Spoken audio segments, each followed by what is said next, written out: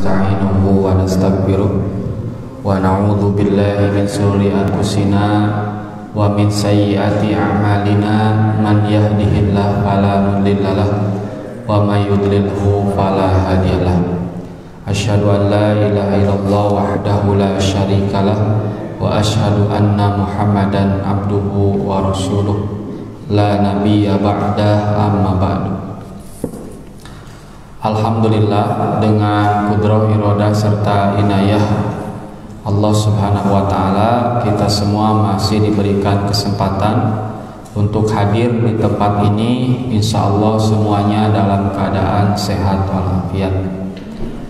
Dan kita hadir di sini semata-mata untuk berikhtiar meningkatkan ilmu, juga memperbanyak amal, dan semoga semua itu menjadi amalan makbulan di sisi Allah Subhanahu wa taala. Insyaallah hari ini kita akan membahas salah satu tafsir sederhana dari surah Al-Qasas ayat 77. Sebelumnya mohon maaf tidak ada makalah, ada masalah tadi malam, untuk itu ditalamnya. Nah, judulnya itu harus seimbang antara mencari dunia dan akhirat, tanda tanya gitu. Jadi apakah harus seimbang mencari dunia dan mencari akhirat? Kenapa pertanyaan itu muncul?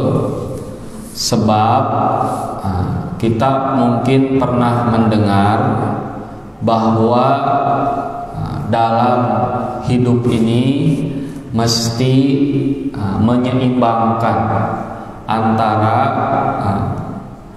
mencari dunia dan menggapai akhirat.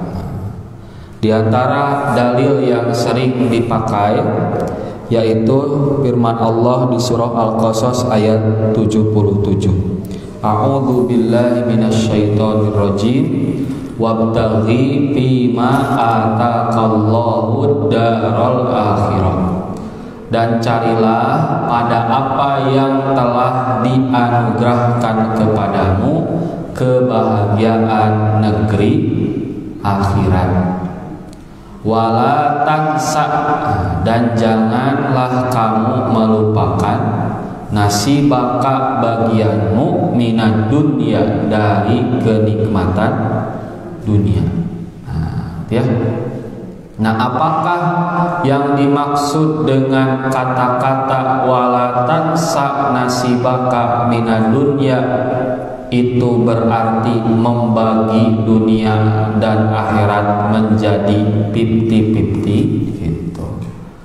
Atau berarti dunia dan akhirat mesti seimbang gitu. Atau akhirat yang jadi tujuan utama, sedangkan dunia kita gunakan sebagai sarana untuk menggapai kebahagiaan akhirat. Nah, jadi maksud ayat ini tuh apa gitu ya? Apakah 50-50 gitu ya? Ataukah menjadikan dunia untuk menggapai akhirat? Nah, yang pertama, dalam ayat itu dijelaskan wabtaghi bima ataqallahu daral akhirah, dan carilah pada apa yang telah dianugerahkan Allah kepadamu itu ya, kebahagiaan negeri akhirat. Jadi ya, harus dicari, diupayakan ya, agar kita mendapatkan kebahagiaan di akhirat. Mesti diupayakan. Nah, Imam Al-Qurtubi dalam kitab tafsirnya menjelaskan maksud ayat ini. Hendaklah seseorang menggunakan nikmat dunia yang Allah berikan untuk menggapai kehidupan akhirat, yaitu surga. Jadi kita harus menggunakan nikmat dunia ini, gitu ya, yang telah Allah berikan untuk menggapai kehidupan akhirat, yaitu surga. Karena seorang mukmin hendaklah memanfaatkan dunianya untuk hal yang bermanfaat bagi akhiratnya. Jadi ia bukan mencari dunia dalam rangka sombong dan angkuh. Nah, itu yang pertama. Kemudian kata Ibnu Katsir, ya, ayat ini menjelaskan istakmal ma wahabbakallahu min hadzal maliz jazil wa ni'matit thailah. Gunakanlah apa yang telah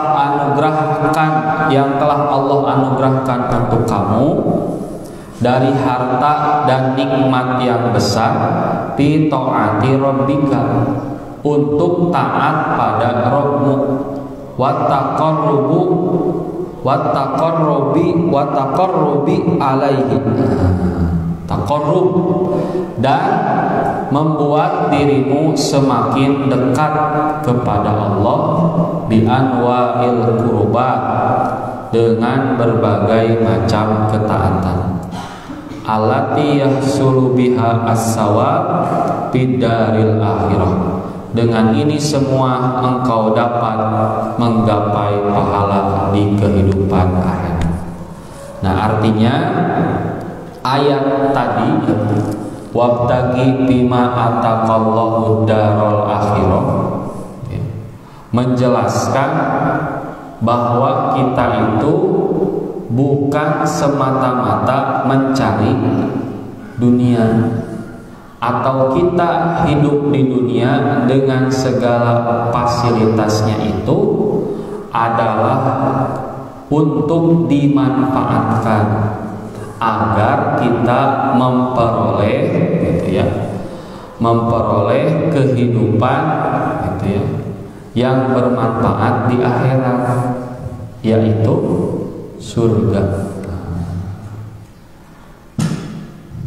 Jadi sekali lagi, bahwa kita sebagai seorang mukmin, gitu ya, memandang dunia ini bukanlah tujuan, bukanlah tempat, gitu ya, terakhir, apalagi hanya sekedar digunakan untuk mengumpulkan harta.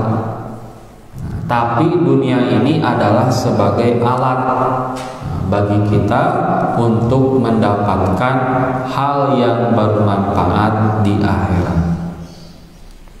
Nah, itu ya. Jadi dunia Allah berikan kepada kita agar kita dapat memanfaatkannya, agar mendapatkan manfaat di akhirat. Ya. Walaupun dunia itu adalah alat untuk menggapai surga, tapi dengan kasih sayang Allah, wala tansa nasibaka minad dunya, janganlah kamu melupakan nasib kamu di dunia. Ya. Nah, bila kita artikan letter L, kitanya semata melihat kalimatnya, nah, mungkin maknanya adalah kita harus seimbang, gitunya. Akhirat seimbang, dunia seimbang. Sholat jalan, usaha jalan. Nah, tetapi ya, yang dipahami oleh para ulama tafsir tidak demikian, gitu ya. Tidak 50-50, gitu ya. Sebagaimana Imam Ibnu Katsir menjelaskan, wala tansa nasibaka minad dunya ay mimma abahallahu fiha minal makil wa masyarib wa malabis wa masakin wa manakih. Maksud janganlah engkau melupakan nasibmu dari kehidupan dunia, yaitu Allah bolehkan berupa makanan, minuman, pakaian, tempat tinggal, dan menikah, dan menikah. Fa inna li rabbika 'alaika haqqan, sebab Rabbmu memiliki hak darimu. Wali nafsika 'alaika haqqan, dirimu juga memiliki hak. Wali ahlika 'alaika haqqan, keluargamu juga memiliki hak. Wali zaujika 'alaika haqqan, istrimu memiliki hak. Fa'ata kulla dzi haqqin haqqahu, maka tunaikanlah hak-hak setiap yang memiliki hak. Nah, hal ini gitu ya, bisa digambarkan dalam sebuah hadis tentang 3 sahabat yang datang ke istri-istri Nabi, bertanya tentang ibadah Rasul. Setelah dijelaskan, mereka merasa kaget dan merasa rendah diri. Saya atau kita berada di mana? Nabi itu sudah maksum, dosanya diampuni baik yang sebelum maupun sesudah, dan dijamin masuk surga. Dan ibadahnya pun luar biasa. Nah, maka dengan kata itu atau kesimpulan itu mereka berkehendak. Yang pertama, saya tidak akan tidur gitu di malam hari, akan sholat sepanjang malam. Yang kedua, saya tidak akan berbuka, akan saum sepanjang hari. Yang ketiga, saya tidak akan menikah gitu, akan beribadah sepanjang hayat. Nah, ketika Nabi mendengar itu, justru Nabi marah. Antum alladzina yaqulu kadza wa kadza, apakah kalian yang mengatakan demikian gitu. Ama wallah, maka demi Allah gitu ya. Ahsya wa atqa lillah, aku ini orang yang paling takut dan paling bertakwa kepada Allah. Aku saja, kata Nabi, orang yang paling takut kepada Allah, orang yang paling bertakwa kepada Allah, ya. Arkudu wa anamu, aku bangun dan aku tidur. Nabi wae tidur. Kenapa kamu malah tidak mau tidur? Wa asumu wa uftiru, aku saum dan aku pun berbuka. Wa atazawajun nisa, dan aku pun menikahi perempuan. Turun. Menikahi perempuan.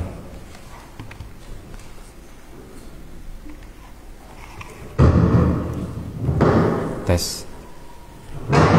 Cek.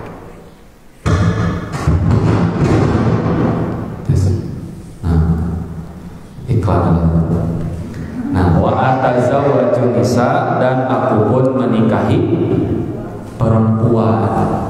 Gitunya. Nah, artinya gitu ya, Islam itu membolehkan hal-hal yang sesuai dengan fitrah manusia, tidur, makan, dan menikah. Bahkan Islam atau Nabi SAW melarang sikap-sikap kerahiban seperti tidak menikah, atau mengharamkan sesuatu yang dihalalkan oleh Allah Subhanahu wa Ta'ala. Misalkan saya akan makan yang serba putih. Kalau enggak warna putih, tidak, atau haram bagi saya, dan lain sebagainya. Nah, atau seperti kisah Salman Al-Farisi yang memberi nasihat kepada Abu Darda. Artinya Abu Darda teh wengi tara bobo saung unggal dinten nya mun saudara dugi ka istrina teh tidak terurus dan tidak tersentuh. Nah, maka Salman Al-Farisi menasehati, wali nafsika alaika haqqan wali ahlika alaika haqqan wali rabbika alaika haqqan. Nah, kemudian dalam tafsir Al-Jalalain dijelaskan wala tansa, la tatruk, janganlah engkau meninggalkan nasibaka minan dunya ai anta ala biha ahlil akhirah. Yaitu hendaklah di dunia engkau beramal untuk akhirat. Maka yang disampaikan oleh Imam Jalaluddin As-Suyuti dan Jalaluddin Al-Mahalli bahwa yang dimaksud ayat wala tansa nasibaka bukan berarti kita harus menyeimbangkan antara kehidupan dunia dan akhirat. Namun tetap ketika di dunia setiap aktivitas kita ditunjukkan atau ditujukan untuk kehidupan selanjutnya di akhirat. Maka kita menjadikan belajar kita sebagai cara untuk membahagiakan orang banyak, menjadikan usaha atau bisnis kita bermanfaat bagi kaum muslimin. Sebab semakin banyak yang mengambil manfaat dari usaha dan kerja keras kita di dunia, maka semakin banyak pahala yang mengalir untuk kita. Karena sebagaimana kita tahu, khairun nas anfa'uhum linnas, gitu ya. Sebaik-baik manusia adalah yang bermanfaat atau yang paling banyak memberi manfaat untuk orang banyak. Nah, kemudian di akhir ayat Al-Qasas 77 ini ya, Allah Subhanahu wa taala berfirman wa ahsin, dan berbuat baiklah kama ahsanallahu ilaika, sebagaimana Allah telah berbuat baik kepadamu. Wala tabghil fasada fil ard, dan janganlah kamu berbuat kerusakan di muka bumi. Innallaha la yuhibbul mufsidin, sesungguhnya Allah tidak menyukai orang-orang yang berbuat kerusakan. Nah, ayat ini memerintahkan kita untuk berbuat baik pada makhluk Allah sebagaimana Allah telah memberi kebaikan untuk kita. Maka jangan menjadikan tujuan kita hidup di muka bumi untuk berbuat kerusakan dan menyakiti makhluk lain. Sebab Allah sangat-sangat tidak menyukai orang-orang yang berbuat kerusakan. Nah, maka kesimpulan dari ayat ini bahwa gitu ya, bukan dunia yang menjadi tujuan kita, namun semestinya yang jadi tujuan besar kita adalah akhirat. Jadi segala aktivitas 24 jam itu orientasinya harus akhirat gitu. Nah, makanya Nabi SAW bersabda, maka natil akhiratu hammahu, barang siapa yang niatnya adalah untuk menggapai akhirat. Ja'alallahu ghinahu fi qalbihi, maka Allah akan memberikan ghina, kecukupan, fi qalbihi, dalam hatinya. Wa jama'alahu syamlahu, dia akan, ya Allah akan menyatukan keinginannya gitu ya, yang tercerai berai. Allah dikumpulkan kalau orang itu orientasinya akhirat. Wa atahu dunya, dunia pun akan dia peroleh, bahkan dunia itu wahia rogimah, dunia itu tunduk hina padanya. Jadi orang yang hidupnya diniatkan untuk akhirat, satu, Allah akan memberikan kecukupan. Yang kedua, Allah akan menyatukan keinginannya yang tercerai berai. Bahkan yang ketiga, dunia akan dia peroleh, bahkan tunduk hina padanya.